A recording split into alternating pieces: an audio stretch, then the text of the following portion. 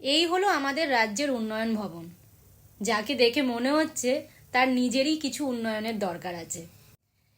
এরপর আসছে পশ্চিমবঙ্গ সরকার।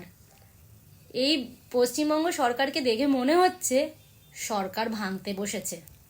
এই যে বিল্ডিংটা দেখতে পাচ্ছেন, এর কোনো নামই দেখা যাচ্ছে না, কারণ এই বিল্ডিংটার নাম জলে ধুয়ে মুছে গেছে।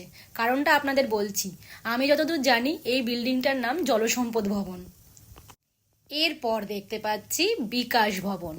বিকাশ ভবনটা দেখে মনে একটু একটু আশা জাগছে যে আমাদের রাজ্যে বিকাশ হচ্ছে। বিকাশ ভবন দেখে মনে যতটা আশা জাগলো, কিন্তু মৃত্তিকা ভবন দেখে মনটা আবার খারাপ হয়ে গেল। একে তো দেখে মনে হচ্ছে এর নিজেরই মাটির প্রলেপের দরকার আছে। তাহলে যা বোঝা গেল, পশ্চিমবঙ্গে শুধু বিকাশটাই হচ্ছে, আর বাকিগুলো কি কিছু হচ্ছে বলে আমার তো মনে হলো না। আপনাদের কি মতামত?